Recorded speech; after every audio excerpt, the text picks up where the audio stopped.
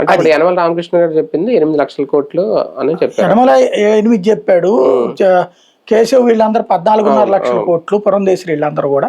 అదంతా అయిపోయింది. రికార్డులో 7,80,000 కోట్లు చూపించారు. 10 లక్షల కోట్ల రూపాయలు తీసుకున్నాడు చేసాడు. నువ్వు 10 లక్షల కోట్లు అప్పు తీసుకున్నాడు అని తెలిసాకే కదా నువ్వు హామీలు ఇచ్చింది.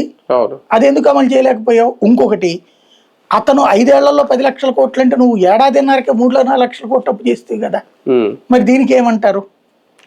అంటే ఇక్కడ ఏంటంటే ఒకటి నెగిటివిటీ సృష్టించడం మాత్రమే ఆయన ఉద్దేశం. తన దాన్ని వివరణ ఇవ్వడు ఎప్పుడు కూడా. ఎదుటి వాళ్ళ దాన్ని తప్పులు పట్టడం మీద మాత్రమే ఫోకస్ ఉంటుంది బాబు స్టైల్ ఆఫ్ ఫంక్షనింగ్. ఎప్పుడూ కూడా బాబు ఒక వ్యూహాత్మకంగా వ్యవహరిస్తారు. తనని గురించి పొగడడం చుట్టుపక్కల వాళ్ళతో కాకుండా తనని తానే పొగుడుకుంటారు. నేను దేశాన్ని అద్భుతం చేశాను, అసలు ఆయన తన పరిపాలనా కాలంలో ప్రజలందరూ సుభిక్షంగా ఉన్నారని ఆయన ఫీల్ అవుతారు. జనం ఫీల్ కావట్లేదు అన్న సంగతి ఆయన తెలీదా? అమాయకుడా? తెలుసు.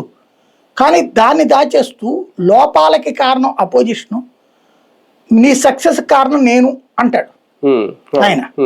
ఇదే తెలంగాణ ప్రజలకి నచ్చకే పక్కకు పంపించింది. ఆంధ్ర ప్రజలకి ఏంటంటే ఇక్కడ ఇంకా మనకిక్కడ ఆ స్థాయి నాలెడ్జ్ తక్కువ ఉంది.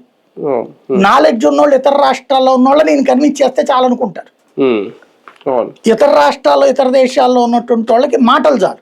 పాస్ పుస్తకాల మీద జగన్ ఫోటో వేసుకోవడం తప్ప రైట్ అనే కాన్సెప్ట్ ఒకటి. ఓకే, దాని మీద మనం చాలాసార్లు మాట్లాడుకున్నాం. ఇప్పుడు దానివల్ల నిన్న ఆయన అన్నమాట, మీ ఆస్తుల మీద అతని ముద్ర వేసుకున్నాడు అంటే నిజంగా ప్రజలు అలా ఫీల్ అవుతారా? నా ఆస్తి నా పాస్ పుస్తకం మీద ఆయన ఫోటో ఎందుకని? ఖచ్చితంగా ఫీల్ అవుతారు. ఎందుకంటే పాస్బుక్ అనేటటువంటిది కాన్స్టిట్యూషనల్గా మనకు వచ్చిన